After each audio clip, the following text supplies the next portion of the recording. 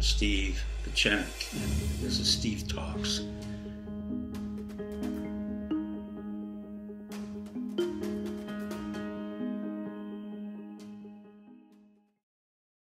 Hello, I'm Dr. Steve Pichenik. Today I want to talk about the Israeli attack against Iran. This is the first time that Israel has directly confronted Iran in Syria.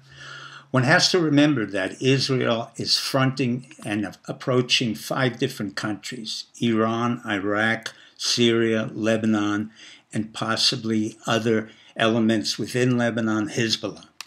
Having told you what confronts Israel, Bibi has to consider the fact that he cannot win a war against Iran. The reason for it is very simple. If we go back to the Second Lebanon War in 2006, a senior official of the Israeli IDF, the Defense Force, explained to me that that war was supposed to take 3 days. And the chief of the Air Force, who was not very effective, did not know how to command the ground troops. And in fact, it took 31 days to defeat Hezbollah. At that point, even the Jerusalem Post said that Israel lost the war against Hezbollah, the Iranian-trained so-called terrorists in Lebanon. But they're not terrorists. They're part of the Lebanese army. Now, what happens is that Israel is facing a far greater enemy. The casualty count in 2006 was something along these lines. The Israeli soldiers that were killed, about 3,600 in American equivalents. 36,000 were wounded in American equivalents versus Hezbollah, with only 200 killed and 700 wounded. The point is very simple, that when Israel is going up against Iran, Ayatollah Khamenei, and particularly the head of the Quds services, the Iran Revolutionary Guard, Soleimani, they're going up against a formidable force against which they will not succeed. Despite Israeli airstrikes, you have 30,000 men on the Golan Heights on the Israeli side, and you have over 100,000 missile systems pointed at Israel just from Hezbollah, and not including the Iranian Revolutionary Guards, the Syrian forces, and other elements.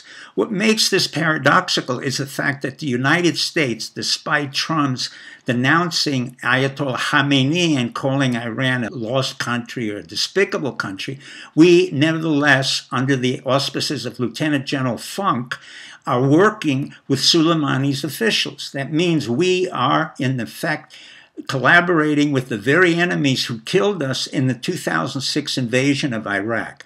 What am I talking about? Iran went in and killed thousands of our soldiers, and then 10 years later, they're turning around and saying, you know what, we'll help you out to stabilize Iraq and make it predominantly a Shiite country. So the irony is, while we're threatening Iran, we're at the same time working with the Iranians, particularly Qassam al-Ajari, who is the head of the terrorist organization, was in our prison twice, and he is now the prime minister or the interior minister of Iraq. So imagine for the moment, we're now working with the very enemies who killed our soldiers when we went into Iraq, which was a foolish movement, which was a part of Bolton and the neocon strategy, which was no strategy whatsoever. And it was Bibi who invaded Lebanon when he was told by the chiefs of Mossad, Dagan, Derin, and General Ashkenazi, that he is a coward and totally irresponsible individual.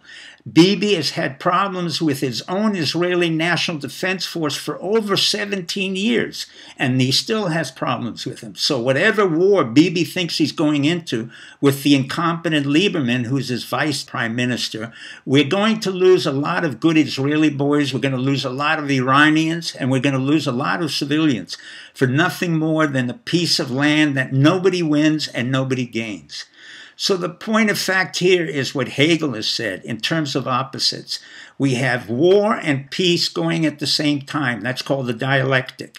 But in terms of Henry II, in 1170, when he said outwardly, he said, who will deal with my noisome priest Becket? Who will rid me of this noisome priest Becket? I say the same thing of Bibi. Who will rid me of Bibi so we don't have to have a conflagration? Good night and good luck. Hi, this is Dr. Steve Pichenik, and this is Steve Talks.